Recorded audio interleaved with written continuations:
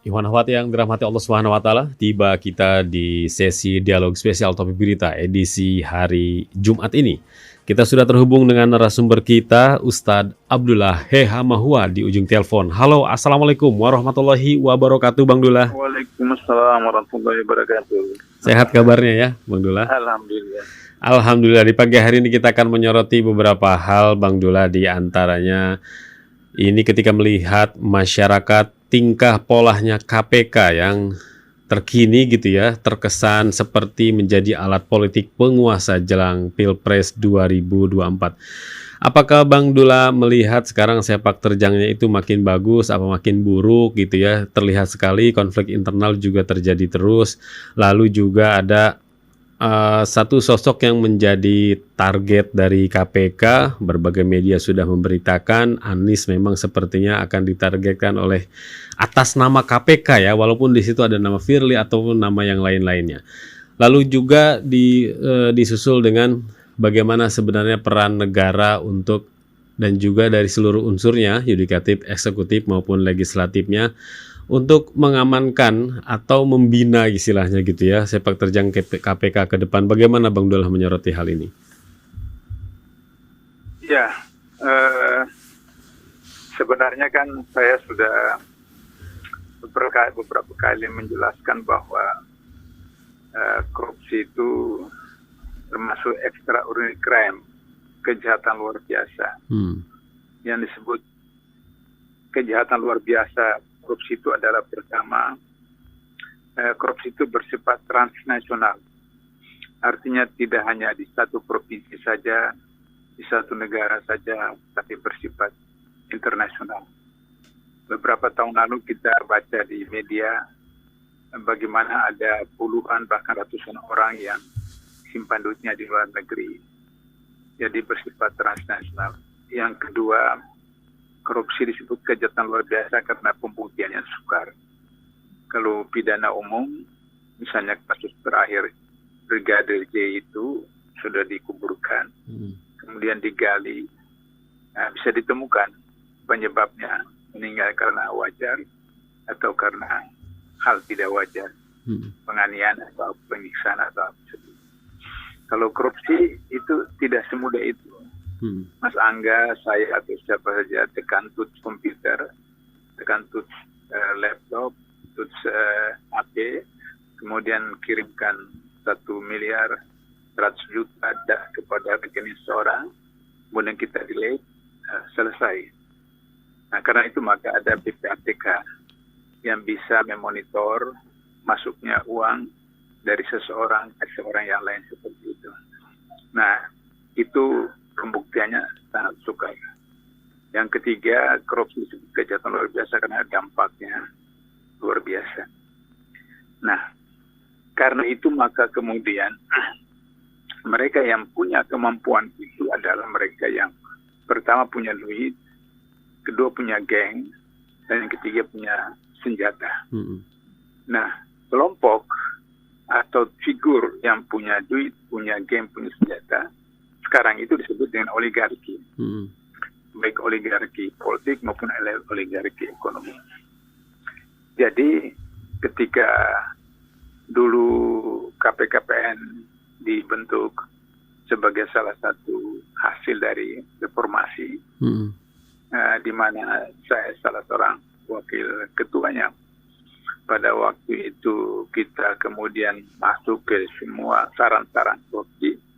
Salah satunya waktu adalah Presiden Megawati dan Jaksa Agungnya waktu itu. Kita mempersoalkan harta-harta yang mereka miliki yang tidak bisa dipertanggungjawabkan. Maka tiba-tiba ujuk-ujuk tidak ada hujan, tidak ada petir. Dalam pleno di DPR, ketika membahas undang-undang KPK, KPKPN dibubarkan.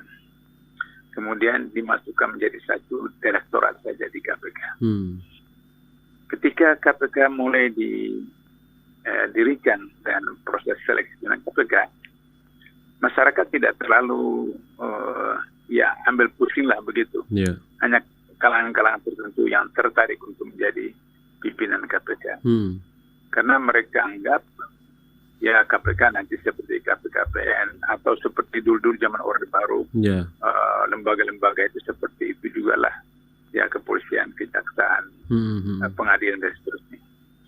Tapi ketika KPK Jilid 1 itu mulai kemudian dengan sistem yang luar biasa, bagaimana bersifat undang-undang yang luar biasa, kemudian hukumannya luar biasa, orangnya luar biasa, maka terkaget-kaget masyarakat, termasuk pemerintah dan DPR sendiri.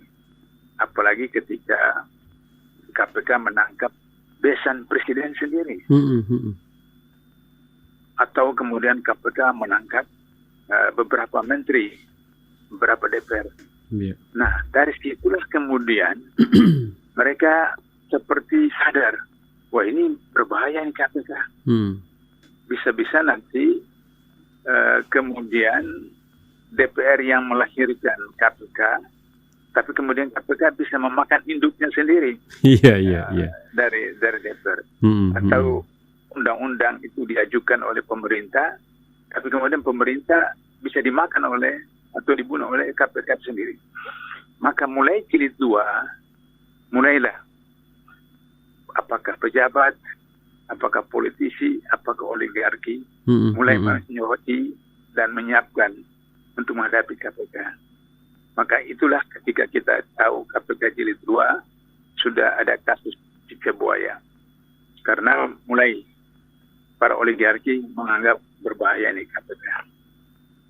Sehingga demikian berkali-kali diusahakan untuk mengimpotenkan KPK dengan bagaimana agar supaya memandulkan KPK dengan undang-undangnya, tapi selalu terjadi perlawanan.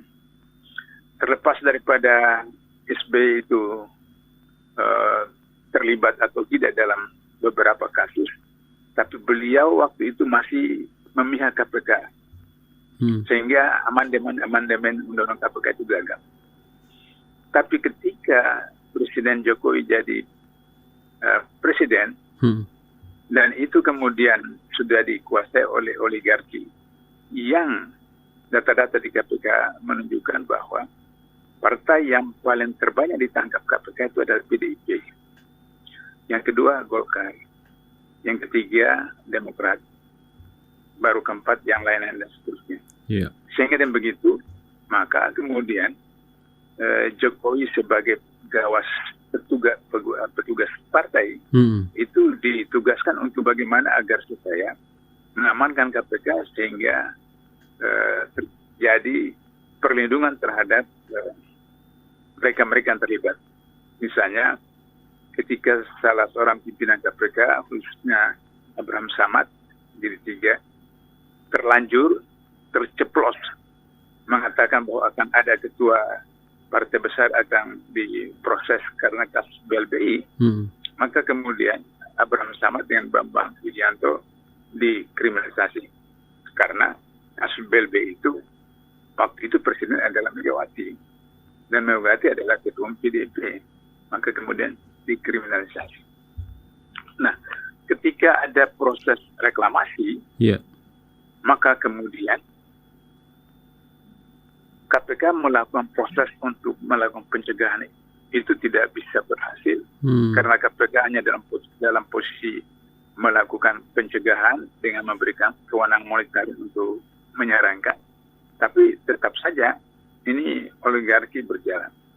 Ketika Anies Baswedan menjadi gubernur DKI yang dalam teori politik, teori ekonomi, teori apapun, pada waktu pilkada DKI itu Ahok yang harus menang. Teori apapun. Teori politik, teori ekonomi, teori hukum, teori budaya. Ahok harus menang. Kenapa? Karena Ahok didukung oleh presiden, didukung oleh para menteri, didukung oleh partai-partai besar, dan didukung oleh oligarki.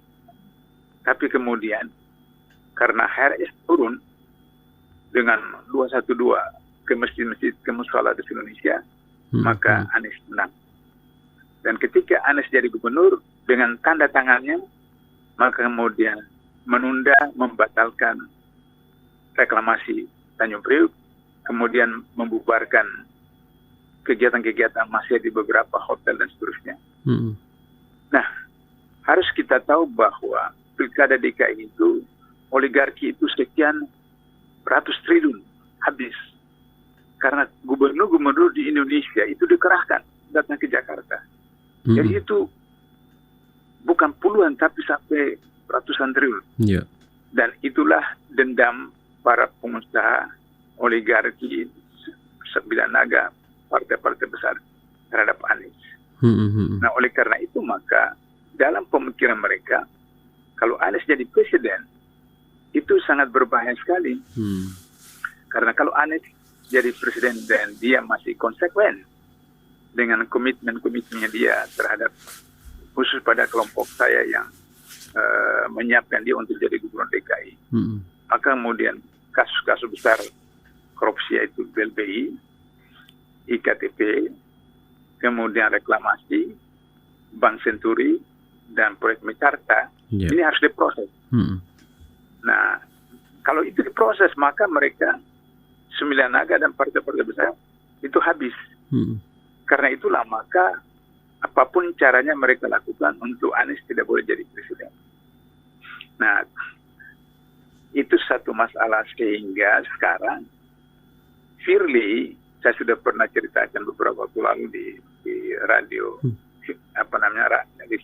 ras ini juga bahwa Firly adalah mantan deputi penindakan KPK yang ketika beliau jadi deputi penindakan ada 20 kasus OTT yang bocor.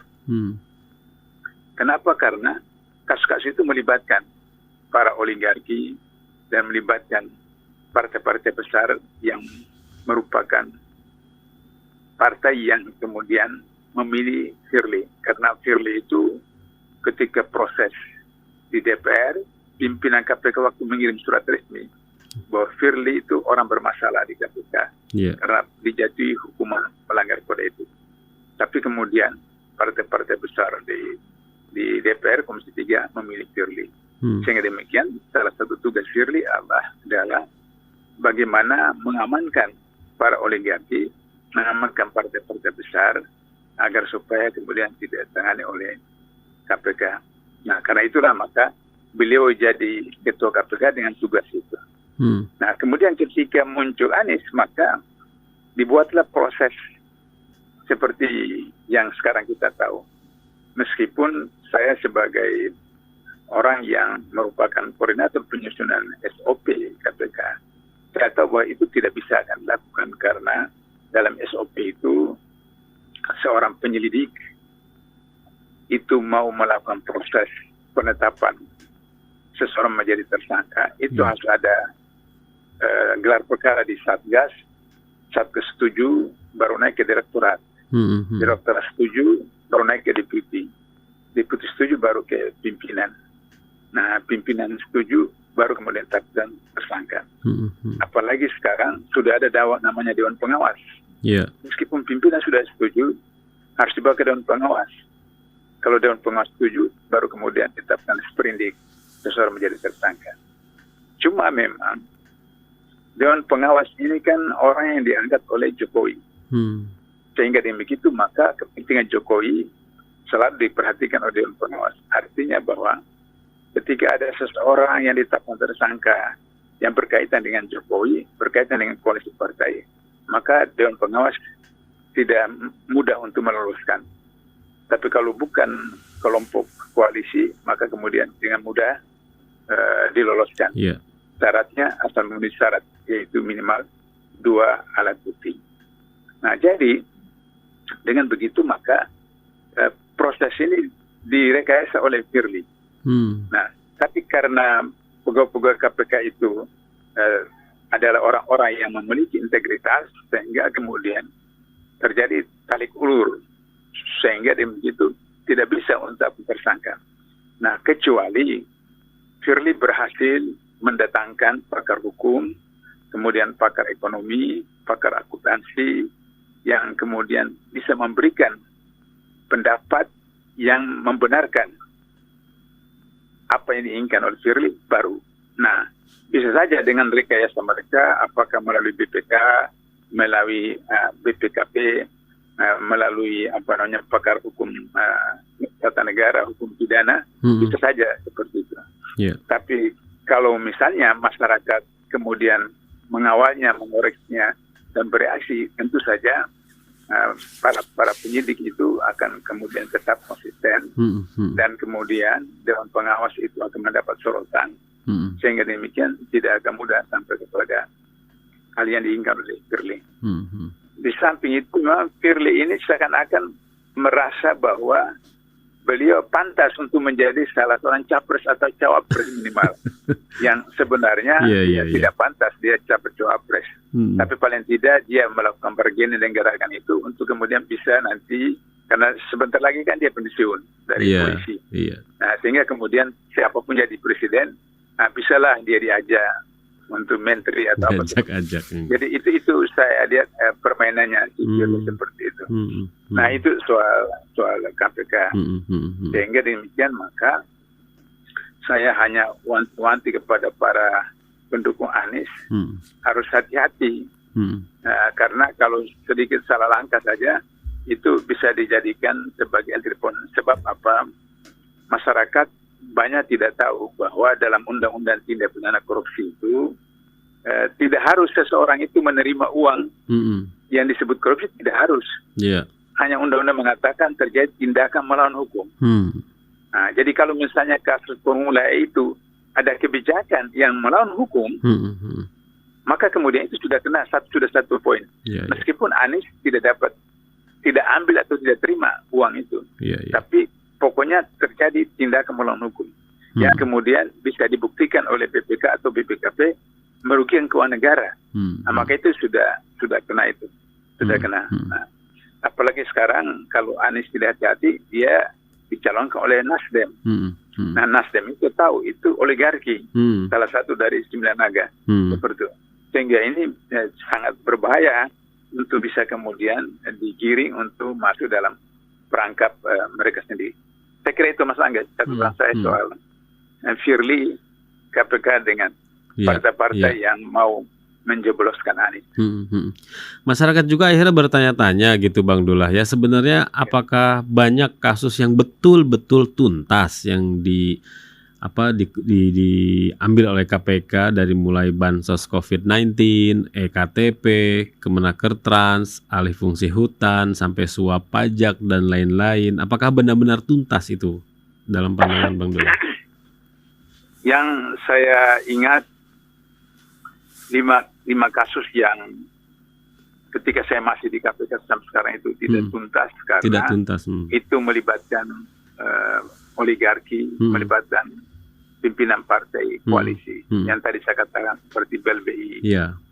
BLBI itu karena melibatkan presiden yaitu Megawati, jadi itu sukar. Nah, kemudian yang kedua IKTP yang itu juga melibatkan partai-partai besar termasuk Gubernur Jawa Tengah dan kemudian yang lain-lain. Begitu juga Bank Senturi yang melibatkan mantan wakil presiden, kemudian melibatkan anak dari mantan presiden. Begitu juga Senturi Mekarta yang itu melibatkan 9 naga. Dan 9 naga itu berkaitan dengan partai-partai koalisi besar.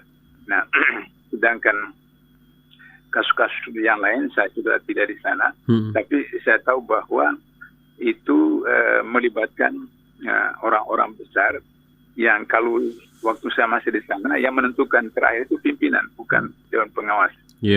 Karena Dewan Pengawas ini setelah Undang-Undang KPK dibongkar, baru kemudian masuk Dewan Pengawas. Yang dipengawas itu diangkat oleh presiden sehingga kemudian bisa dikendalikan. Kalau dulu ada penasehat yang itu diundang dalam rapat pimpinan dan kemudian kita bisa memberikan nasihat sesuai dengan prinsip-prinsip manajemen yang ada. Contoh misalnya kasus apa yang sudah mentok lama sekali, akhirnya kemudian saya diminta memberikan masukan. Akhirnya kemudian saya katakan bahwa gunakan saja sistem peluru. peluru itu kalau kena orang di luar itu kecil lubangnya, tapi di dalam kemudian dia bongkar seperti itu. Sehingga kemudian kalau nggak salah Menteri Kesehatan, kalau nggak salah, saya lupa ada kasus. Akhirnya kemudian saya bilang pokoknya asal dapat satu orang yang memenuhi syarat menurut undang-undang pasal 11 khususnya, yaitu dia penyelenggara negara. Nanti kemudian di pengadilan dibongkar. Yaitu kasus Menteri Kesehatan. Jadi kemudian ditemukan seorang deputi di kementerian itu dan diproses, akhirnya kemudian terbongkar seperti itu.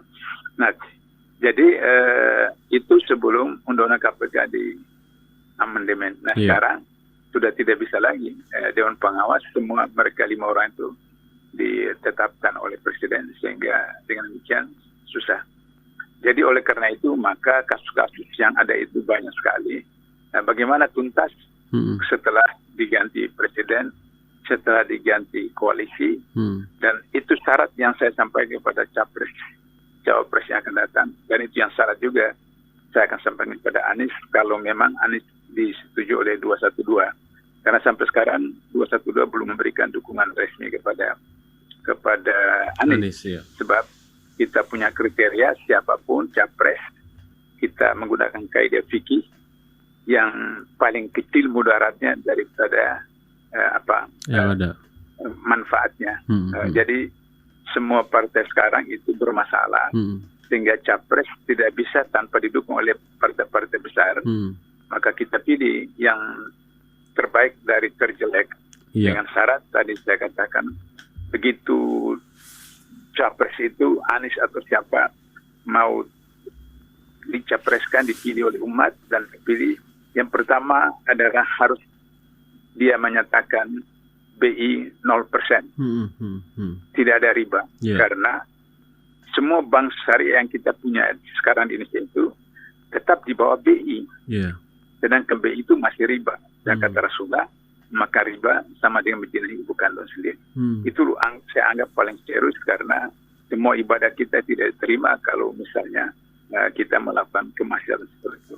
Yang kedua, 5 kasus besar korupsi yang tadi saya katakan, itu langsung harus segera ditangani. Dan itu, kita sekarang punya 17.000 triliun utang. Kalau 5 kasus ini, BLBI, Senturi, IKTP, Mekarta, dan apa tadi itu ditangani, maka itu sekitar 20.000 triliun bisa uang kita kembalikan. Nah, 20.000 triliun itu bisa kita ganti utang, bayar utang 17.000 triliun, sisanya bisa kemudian. Yang ketiga, lahan-lahan yang ada hampir 80% dikuasai oleh oligarki, oleh 9 naga yang itu harus diambil alih oleh pemerintah, karena itu hak guna usaha, hak guna pakai, kemudian dikembalikan kepada rakyat. Nah, baru kemudian yang keempat, pendidikan nasional harus diselamatkan, karena pendidikan kita sekarang betul-betul mau disekulerkan oleh Nadiem seperti itu. Nah, diselamatkan pendidikan nasional, kembali kepada Undang-Undang 45 pasal 9 dan pada sila pertama Pancasila. Maka insya Allah kalau itu capres itu mendatangani pernyataan itu dan kemudian mau melakukan, maka kemudian umat Islam khususnya 212 itu akan mendukung siapapun termasuk Anies. Saya kira itu, Mas Anda. Baik. Sebagai penutup, Bang Dullah, integritas para pejabat di negeri ini terus diuji, yang perlu dipegang dengan masalah-masalah yang terus hadir, termasuk yang terbaru adalah ujian dari tragedi sepak bola menunjukkan bagaimana kualitas dan integritas dari pejabat itu kan dilihat. Pesan untuk bangsa ini apa dari Bang Dullah sebagai penutup? Ya, saya kira apapun alasan yang disampaikan oleh siapapun, tetap saja polisi yang bersalah dalam soal kasus di Malang itu. Kenapa? Karena sudah merupakan ketentuan FIFA bahwa tidak boleh menggunakan gas air mata di dalam ruangan tertutup, termasuk itu di stadion. Yang kedua, kesalahan polisi adalah dilakukan penyemprotan gas air mata itu. Ketika gas air mata di tempat yang terbuka saja, orang lahir berdasarkan, ingat kasus 4114, di patung kuda itu juga ada 2 orang yang meninggal, padahal itu tempat terbuka, lari sana sini dan terus kemudian menghirup itu dan terus. Ini tempat tertutup, jadi jelas sekali itu adalah proses rencana atau rekayasa pembunuhan secara massal. Yang ketiga, kenapa pintu-pintu gerbang itu ditutup cuma dibiarkan satu? Berarti ada rekayasa, ada satu perencanaan yang secara langsung tidak langsung mau melakukan proses pembunuhan. Kemudian yang keempat, kenapa lampu dimatikan atau mati? Nah, berarti ini semua pihak yang terkait, apakah polisi, apakah PSSI, apakah Pemda, apa pengelola stadion, itu harus bertanggung jawab. Yeah. Dengan begitu, saya minta agar supaya Polsek, Polres, Polda harus dipecat. Kemudian ketua PSSI harus dipecat. Kemudian pengelola stadion itu juga harus dipecat. Dengan begitu, maka tim investigasi yang dibentuk itu betul-betul harus independen dalam melakukan. Sebab tidak ada, ini yang terbesar di dunia. 200-an orang yang korban dan seterusnya.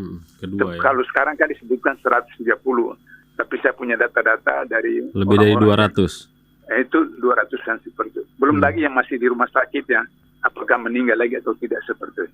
Dan ini musibah terbesar di dunia internasional, khususnya di dunia persepak bolaan. Saya kira itu Mas Angga. Baik Bang Dullah, terima kasih atas dialognya di pagi hari ini. Semoga selalu sehat. Kita jumpa lagi insya Allah di Jumat depan. Assalamualaikum. Amin. Waalaikumsalam warahmatullahi wabarakatuh.